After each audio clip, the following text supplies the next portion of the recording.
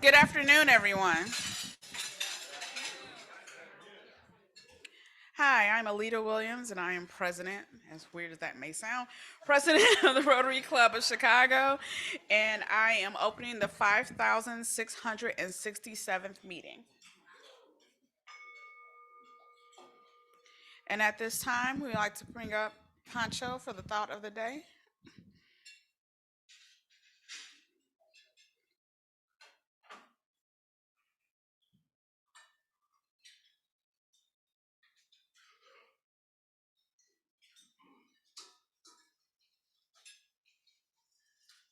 Bear with me with a minute for a minute.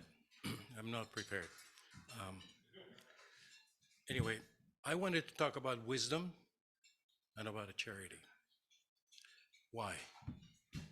I got caught in a scam yesterday. Yesterday was my 52nd wedding anniversary. Our computer froze, and there was an ad there called call Apple to have it fixed.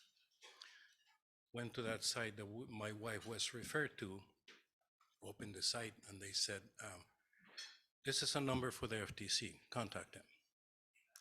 He said, your accounts are compromised. There are many very sophisticated investors here. Your account has been compromised. And what we want you to do is to just follow our instructions. Don't get off your phone.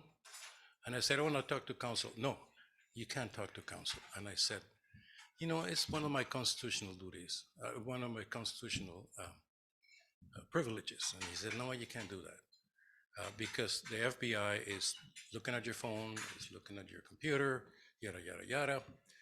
To make a long story short, he had me all wrapped up and my wife all wrapped up. And he said, go to wherever you have money and get X amount of money, and I'll guide you where to put it in a federal ATM. And I said, I don't know of any federal ATMs. Well, I know there is one here on whatchamacallits, downtown. And so we got in the car. He said, go to the bank, get X amount of money. We got money from the bank. Fortunately, we had enough. And the bank didn't want to give me more than X. You know that, $10,000. That's usually what they do. And he said, you have to say that you have a project in your home and you need that money to pay cash. So we got this amount of money. Then after that, he said, don't get off the phone. And I said, I don't really like this already. He said, go to the ATM that I'm going to direct you to. And there is there asked for the Bitcoin thing. And I said, really? Okay. So I go to this just nameless gas station. And there's a machine, there's a Bitcoin machine.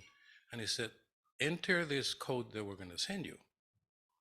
I enter the code and it said, enter your cell phone, enter your cell phone. I enter my cell phone. Stupid of me. I know that. All of you were going to say that, okay? So I said, the machine didn't work, which didn't. He said, we'll drive to another unknown location. He gave me the address. I did. I got to this liquor store on Lincoln. Probably Walter has been there a number of times. But anyway, and the guy said, what are you looking for? I said, I'm looking for the Bitcoin machine. He said, no, you're not looking for the Bitcoin machine. He said, I am. He said, this is the 5th time this week that somebody has been sent here. He said, they are taking you for a ride. So anyway, say, thank you very much. I got in my car. This man continued to call me repeatedly. It was a Washington number 202 area code. And he said, I'm going to send the feds. And I said, be my guest. They have my address. He said, I'm contacting the Wood County Sheriff's Department. And I said, be my guest. They know where I am. And I said, give me your badge number and your name. So anyway, then I realized after all of this that I was being scammed. Unfortunately, I didn't lose any money. but I lose confidence. And I just want all of you to be aware that we are all subject. I am not a very sophisticated investor and seemingly intelligent, but we can all get caught in a web. And what saved me there was, guess what? Charity from a good Samaritan.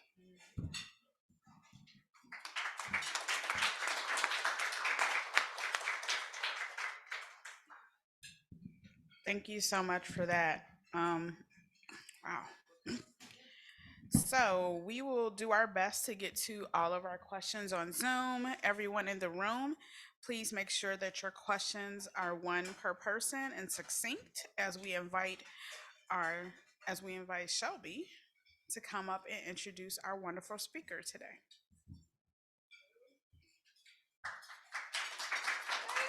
Thank you. Good afternoon, my fellow Rotarians. So today I have the honor of introducing Mike Shaver from Brightpoint, formerly known as Children's Home and Aid. Some of y'all have used the word Chazzy, so that might ring some bells. So for over 25 years, Mike has been a child and family advocate committed to the idea that investing in a child and youth well-being starts with strong, supported families. Mike's experiences includes the public and private sectors, work in 5 states at the federal level as a policy advocate. Here in Illinois, Mike started his work with families at Start Early, where he served as a policy analyst and lobbyist focused on childcare, early Head Start, and home visiting. Mike then moved to the public sector working at the Illinois Department of Children and Family Services, where he served in a variety of roles. In 2007, Mike joined Brightpoint, then Children's Home and Aid, as the Chief Operating Officer, a role he held until 2014 when he moved to Florida to head up Children's Home Society in Florida as President and CEO. Mike returned in 2019 when the board named him President and CEO. Mike's passionate about 2 things as CEO: changing the life trajectories of children and youth by partnering with families and using data to tell the story. He knows neither job will be done by the time he's ready for retirement, but he knows the solution: supporting families, which is at the core of every child's well being. Mike's the proud father of 2 adult sons, Nick and Tyrus, both adopted from the Illinois child welfare system, and has only recently gotten used to being called grandpa by his 7-year-old grandson, Sebastian. So please welcome me, or welcome, join me in welcoming Mike. Yeah, clap. Thank you all.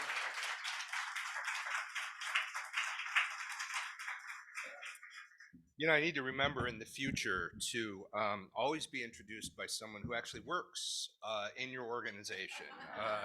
Makes a huge difference. First of all, I just want to thank everybody for allowing me to join you today. I do have some prepared remarks, and I have to do this because I have staff that fear you won't get out of here at a reasonable time if I'm not scripted at a certain level. But it is a pleasure to be with the Rotary that started it all right here in Chicago back in 1905. I also want to take the opportunity to give a really special congratulations to Alita Williams, the president of Rotary One Chicago. I think that what I am sure will be a historic presidency is this is an important mark for the organization, and we're really proud to be here with you. Our organizations have much in common. Brightpoint, which you heard was formerly Children's Home and Aid, we'll talk about that a little bit more, was the first of a larger network giving birth to the Children's Home Society of America. And we remain active with that organization today, and I have the pleasure of serving on the board. Both of our organizations also enjoy a long history, more than a century. And the world we engage in today as organizations and as leaders is profoundly different than the world in which we were founded. Today, I want to do just a couple of things. This is one of the first opportunities to get a lot of thoughts out of my head about some of the change and the pivot that we've gone through, and do it particularly with a group of folks who are also serious about making the world a better place. I want to talk about our pivot. I want to talk about sort of 2 important risks that we took on the journey to that pivot and why sometimes pivoting is so difficult in the nonprofit space. But I want to start with a little bit of our history. It's a little hard to understand the nature of our journey without understanding from whence we came. Children's Home and Aid was founded in Central Illinois as a sectarian organization by the Reverend Martin Van Buren Van Arsdale. Now, that is his actual name, and it was founded in 1883 in the central part of the state. At our founding 140 years ago, there existed a growing concern about the plight of children without homes. This could have been whether due to the loss of parents, poverty, immigration, or the generational disruption of families and communities that was wrought by the Civil War. All of origins speak to the vulnerability of children, and our origin really starts with children. Our founder and his contemporaries at the time represented a core group of leaders that were part of the progressive in the early decades of the 20th century. Van Arsdale's vision was pretty direct and pointed. He said, "There is a home in a good family for every homeless child, and woe to me if I don't find it." It's a sentiment explaining how our organization came to play a central role in creating what is now known as the modern child welfare system, built on foster homes with families rather than orphanages run by religious institutions, which were the dominant form of caring for dependent children at the time. What started in 1883 with a small group of volunteers serving about 15 or 20 children with foster homes and an annual budget actually under $100 a year has grown to become a large multi-service organization serving more than 30,000 children and families in 67 counties throughout Illinois, with nearly 1,000 professionals and an annual budget of roughly $90 million a year. Much of this growth, it's worth noting, has been upstream. Early childhood education, home visiting, behavioral health, adolescent pregnancy prevention, and intentional partnerships with Chicago Public Schools. But by far, the largest book of business and one that grew the fastest was providing substitute care or foster care services for the neglected and abused children of Illinois. I want to talk a little bit about the pivot and why it's important against that backdrop of our history. In 2019, when I met with the board about coming back to the organization as the new CEO, I had a very different perspective about our child welfare work, which at that time made up more than 50% of our book of business. I want to share with you what I shared with them because I wanted this alignment with the board before agreeing to come back. After nearly 20 years of working in child welfare, one thing was clear to me. Despite increases in funding, oversight, and accountability at the federal, state, and local levels, more kids were coming into the foster care system, they were staying longer, and their prospects for well-being after coming into contact with the child welfare system were significantly diminished. Let me put this another way. Research continues to demonstrate that entry into foster care comes with a statistically significant increased risk of poor outcomes later in life, including involvement in the criminal justice system, poor educational attainment, homelessness, and substance abuse. The ask of our board at that time and the eventual focus of Brightpoint and our blueprint for impact was to begin a dramatic but intentional pivot for our organization. End the need for foster care as we know it by replacing what we currently think of as child welfare and foster care services with child and family and community well-being solutions by starting first with investments in the family. Now, you're right to surmise that my ask of the board was to do the work necessary to radically reduce the need for 50% of our public funding. It wasn't an easy ask, and not at all something a nonprofit dependent on public funding would normally entertain. But I want to tell you why we did this and what the challenge was for us. Since I know the Rotary is made up of diverse cross-section of community leaders, I wanted to sort of level set with those in the audience who might not be from the nonprofit sector.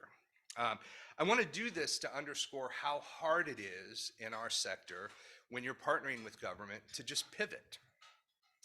Nonprofit is a tax designation. It's nothing more. It's still a business where mission sustainability is job one.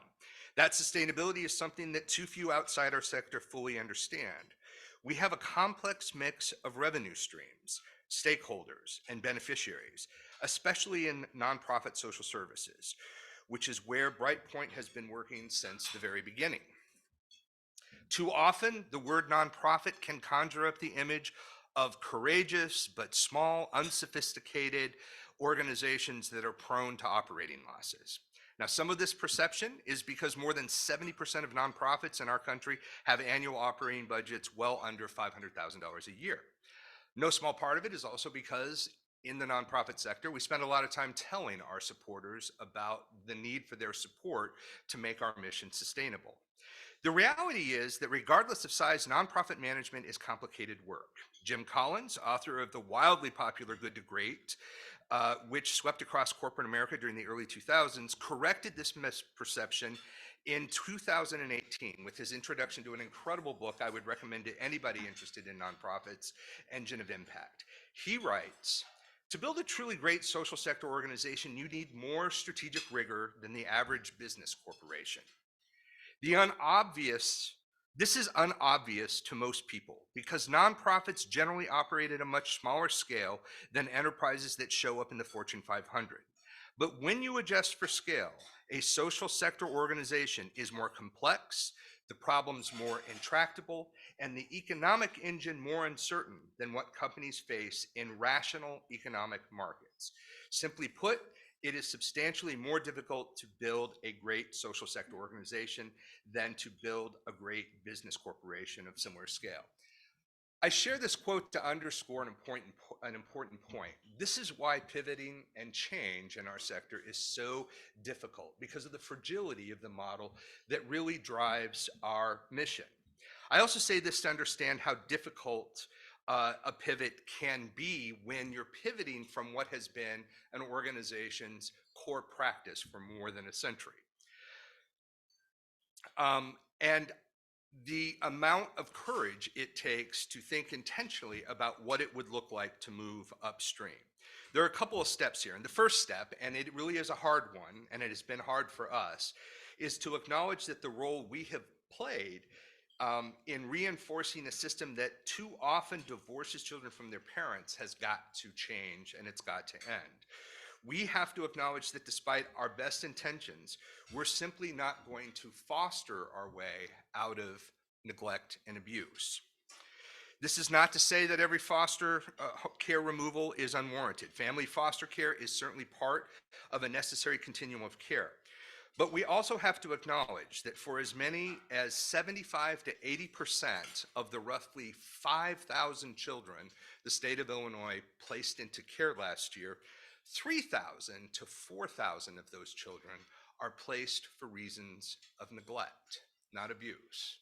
And that the root causes of that neglect have more to do with poverty and failures of other social safety nets than they do with a family's ability to parent or to keep their child safe. The second step, in addition to recognizing that you may be part of the problem you're trying to fix, is to bring your funders, your government partners, your donors, and your stakeholders along for this transition. It's not a switch that you flip one day. It's a narrative you build with better stories, better data, and a clear vision for what's possible when you shift from giving families simply what you have to offer to providing families what they tell you they need. For us, that has meant some real calculated risks in pursuit of better solutions, namely exiting lines of business not aligned with our strategy and changing our name after 140 years. Neither of these were easy, but they gave us an important lift on our journey. And I want to share a bit about two major risks we decided to take in pursuit of our pivot. I want to talk about the first risk, chasing solutions and not problems.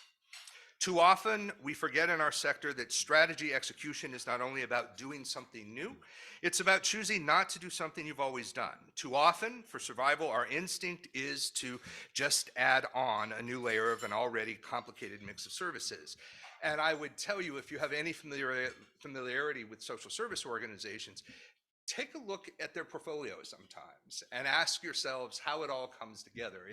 It's a struggle. It's a struggle we asked in the 7 years I spent at the organization. We always asked ourselves this question. And it's because it was so hard to walk away from mission, even if we weren't effective or if it wasn't a solution. Now, in March of 2022, I announced to the board management's recommendation to exit the world of residential treatment. It's the highest end of foster care. 24/7 24/7 care for kids that really represent children struggling with serious emotional disturbances. The 45-bed facility in Evanston had a history dating back to 1902.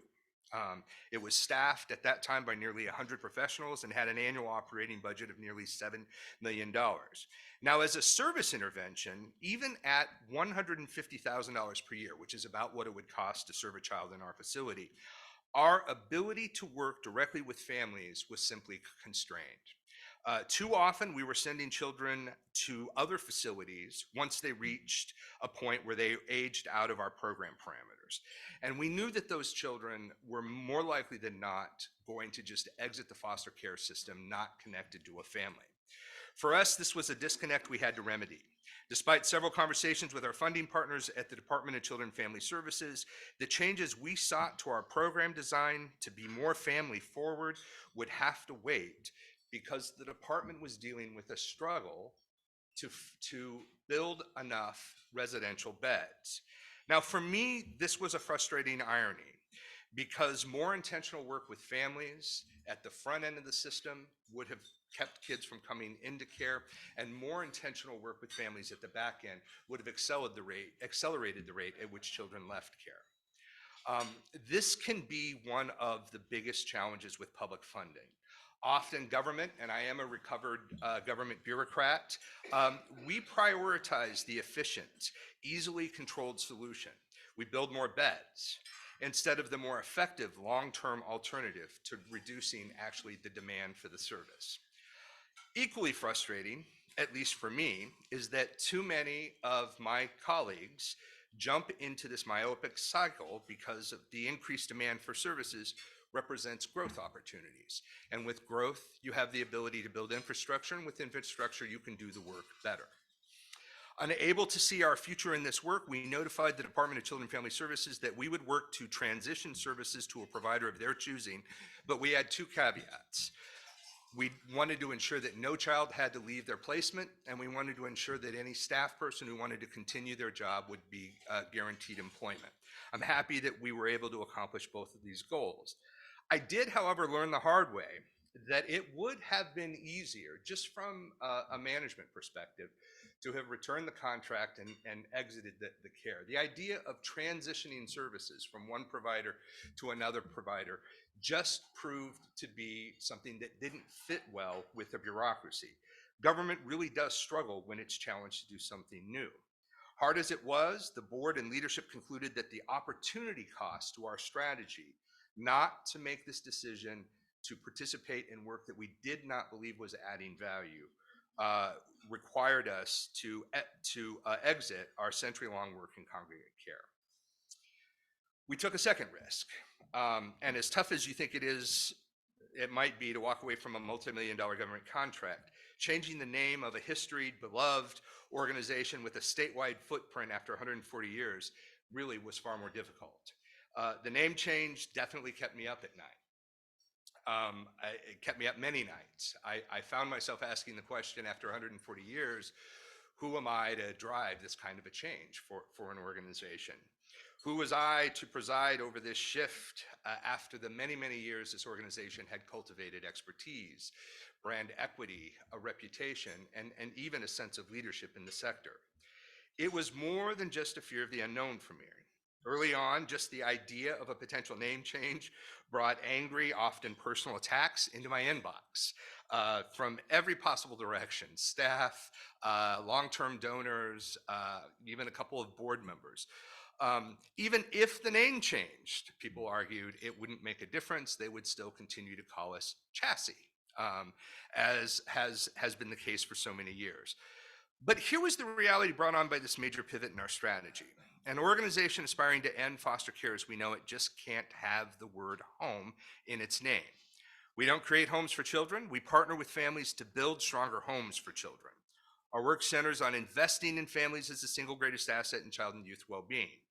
Similarly, the idea of aid signaled too many outdated notions of being saviors in this space rather than partners, coaches, and advocates. The difference may seem subtle outside of our organization, but to our staff and those we serve, the difference is powerful. When we serve as partners, coaches, and advocates, we send a powerful message to our families about their own personal agency and potential for change. Fortunately, we had a board that agreed and was incredibly supportive. After nearly 18 months and 2 trips to the Name Generation Laboratory, we finally emerged as Brightpoint.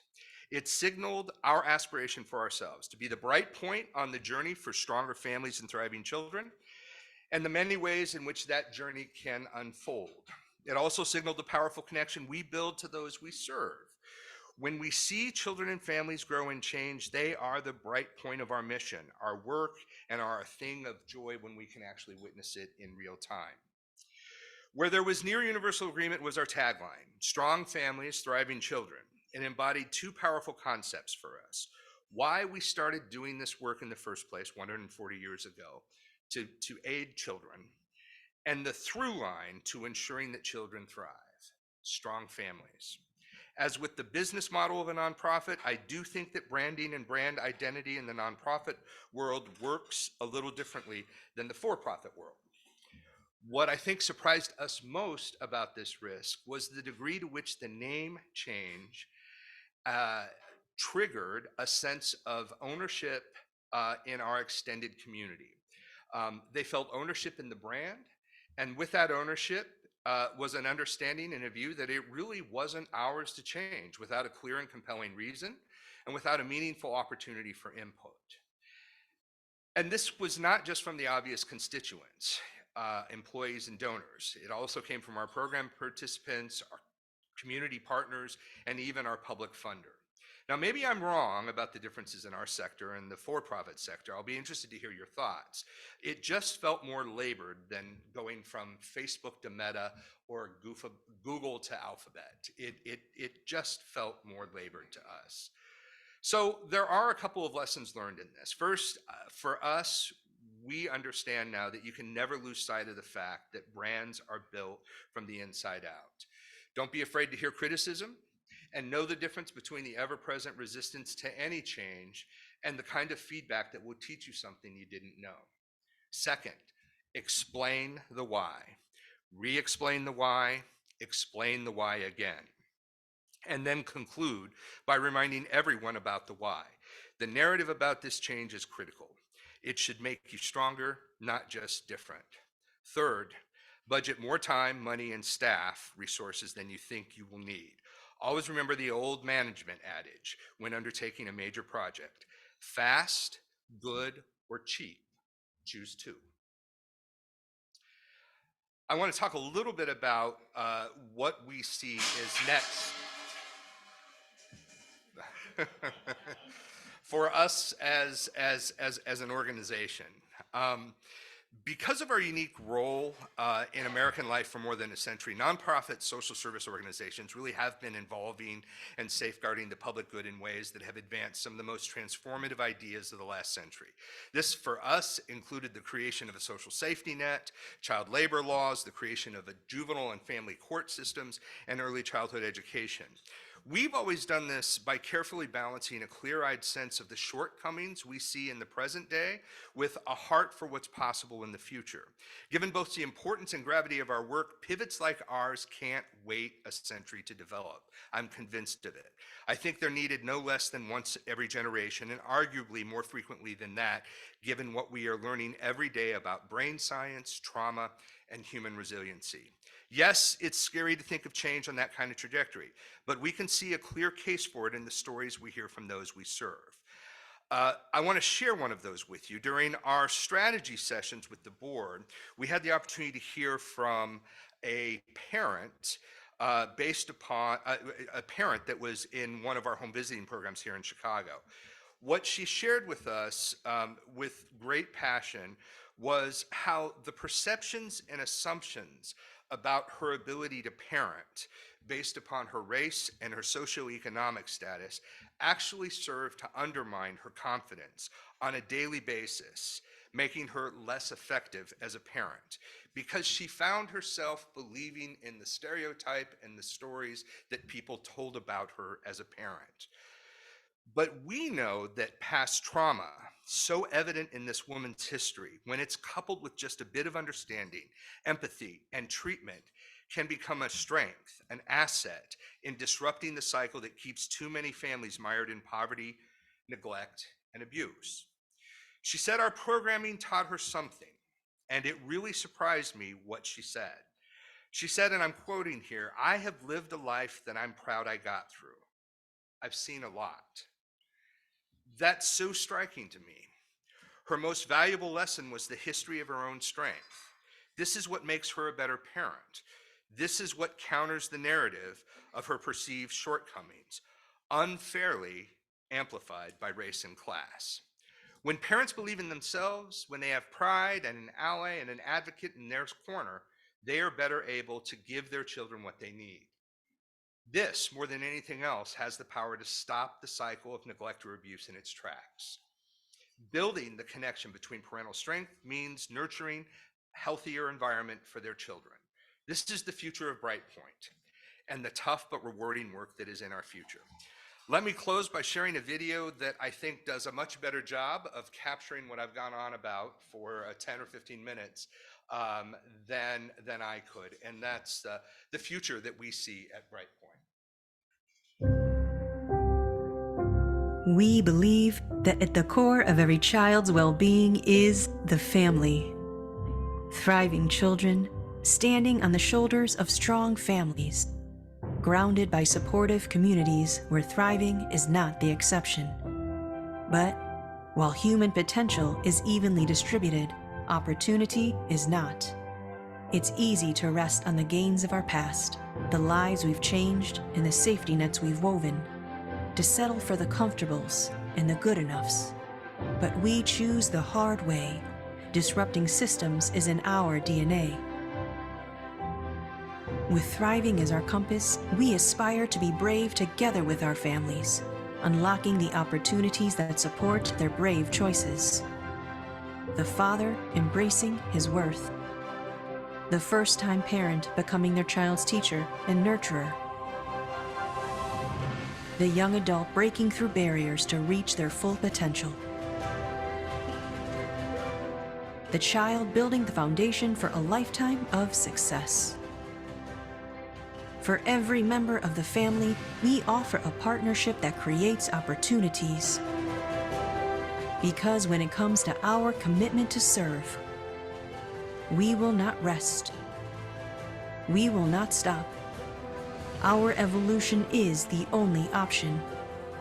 For in those difficult days and worrisome nights, that is when our families transform into the spark that ignites. We are Brightpoint. Thank you all very much.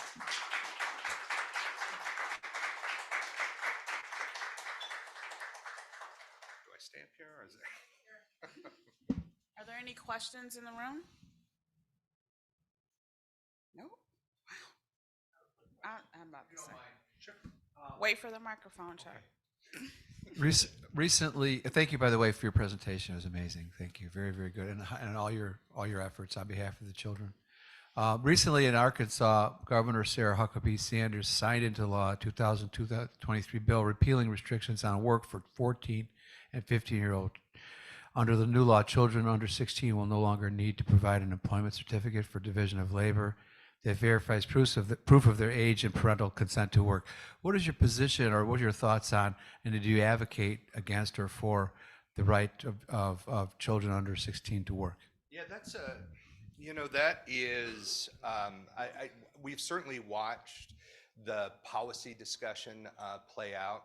I think most child development experts and adolescent development experts would argue that those kinds of restrictions are restrictions that are really about making sure that at that age, children are focused on what's most important, which is attaining an education.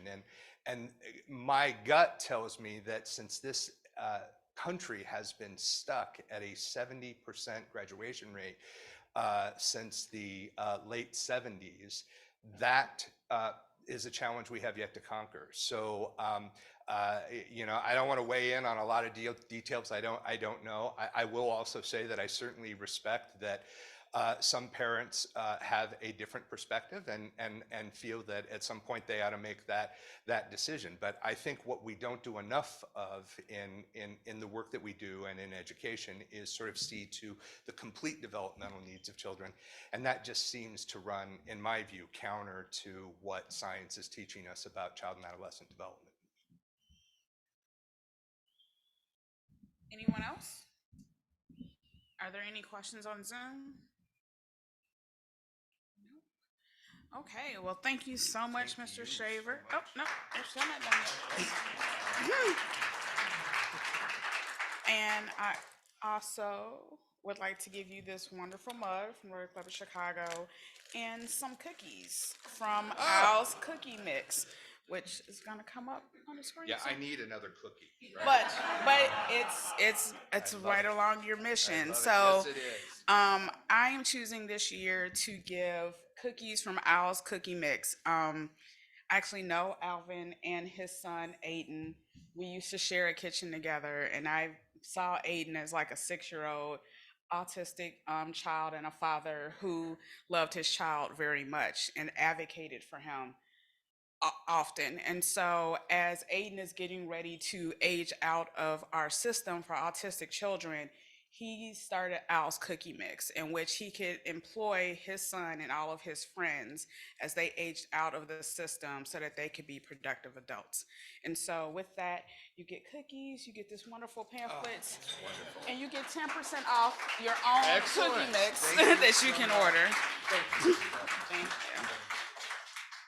All right, so next we have an induction of our new member, Susan Prattis. So if Susan and Andrew can come on up.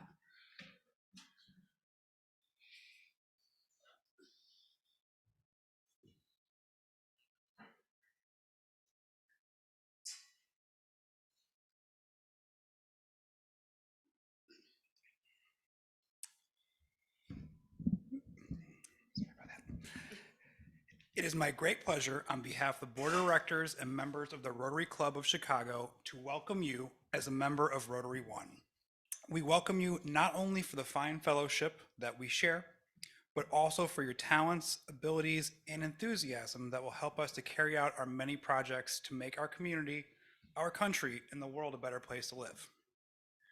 Rotary is not a political organization, but all Rotarians are vitally concerned with everything pertaining to good citizenship and the election of good men and women to public office. Rotary is not a charitable organization.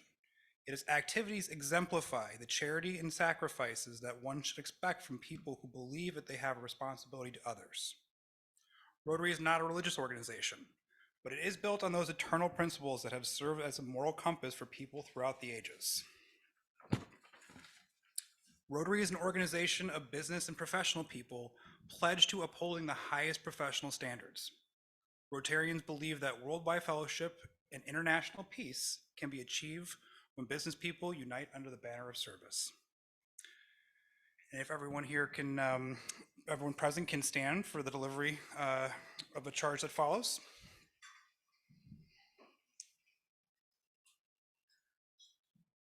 Thank you. You have been chosen for membership in the Rotary Club of Chicago because your fellow Rotarians believe you to be a leader in your profession and because you manifest the intelligence and commitment of heart that fit you to interpret and impart the message of Rotary. You are a representative of your profession in this club, and any information of an educational value pertaining to that profession must naturally come to us through you. At the same time, At the same time, you become an ambassador from us to your profession, and we rely on you to carry the principles and ideals of service, which we are here to inspire to those who share your professional activity. The community will know and judge Rotary by your embodiment of it in character and service, and we accept you as a member because we know our principles and organization will be safe in your keeping. We also expect you to give us that inspiration that will help us become better Rotarians. And it is with this hope that I asked the president of the Rotary Club Chicago, Alita Williams, to invest you with the distinguishing pin of a Rotarian and gladly offer you the right hand of Rotary Fellowship. You all can be seated.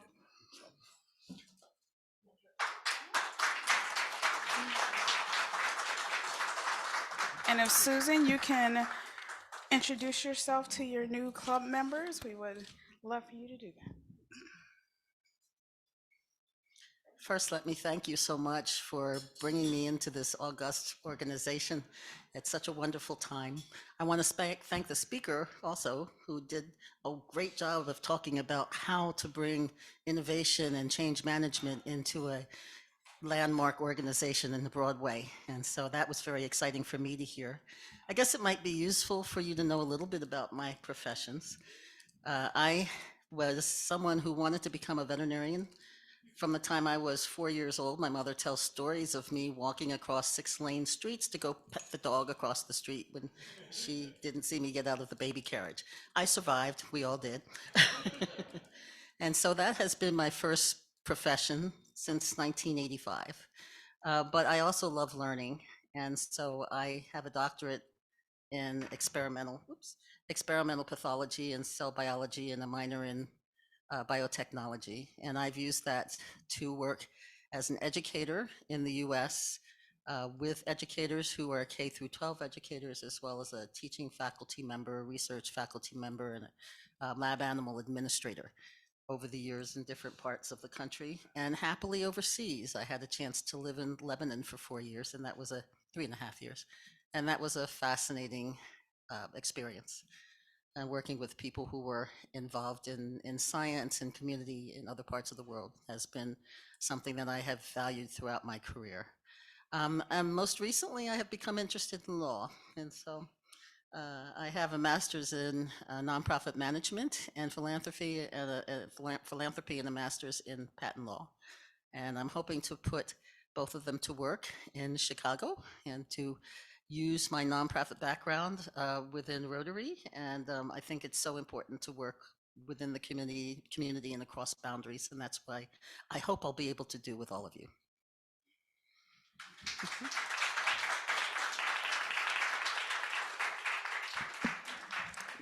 We have it recorded. She wanted to use that nonprofit to help us, so we'll be contacting you quite soon. At this time, I would like to introduce any of our visiting international Rotarians in the room.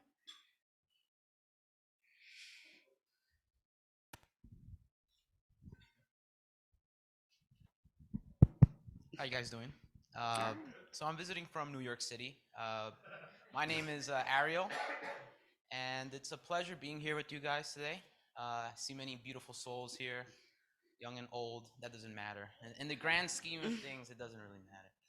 But it's Chicago is a very nice place from what I've seen so far. I've been to the museum and whatnot, just normal things. But besides that, I have a banner with me today, which I'll be sharing with.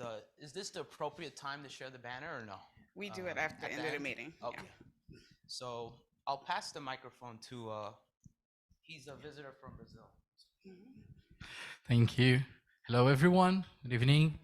My name is Cauê. It's quite different with Brazilian name, but I'm a visitor from the Rotary Club of São Paulo, Alto da Moca, which is a club sits in the city of São Paulo. I've been a Rotaractor. Now I'm a Rotarian for more than 4 years now. It's a pleasure to be with you all. It's my first time in the Rotary Club of Chicago. Been here 2 times in the city. Amazing weather in summertime. The last time was a bit cold. But thank you all for being such a great reception and great fellow Rotarians. Thank you all, Ms. President. Thank you.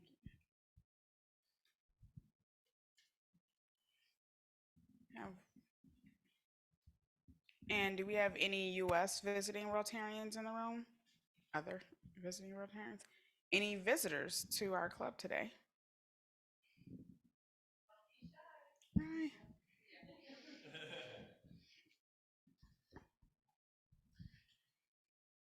Hi everyone, my name is Abril. I'm originally from Mexico. I moved to Chicago 3 years ago.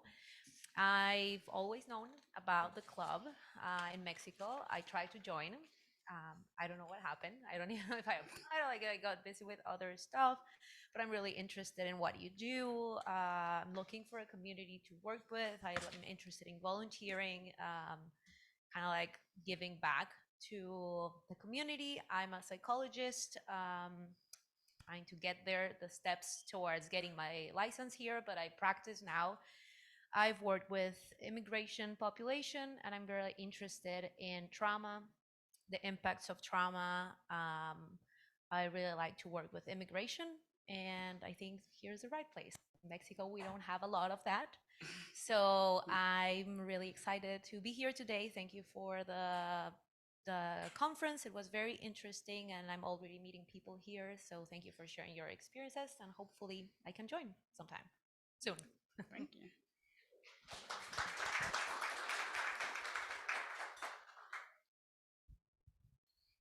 Good afternoon, everyone.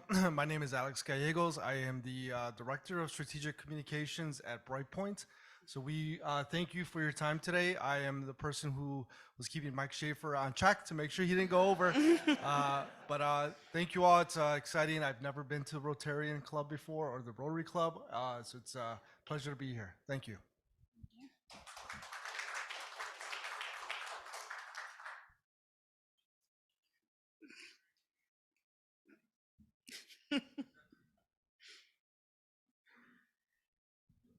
Hello, my name is Maureen Kelly, and I work for Mike as well. So I came here to cheer him on, and it has been quite a journey, and it's just inspiring to be part of this kind of transformation. So it was really great to be here and to meet everyone. Thank you. Wonderful. Thank you. And Sarah, will you join us to tell us about our wonderful volunteer opportunities?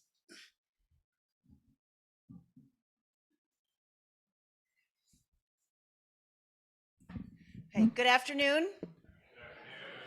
So we have a volunteer opportunity on the way. So in September is the Fifth Third Bike the Drive. I don't know if any of you have participated in that as a bicycle rider, but that is not what I'm asking for today.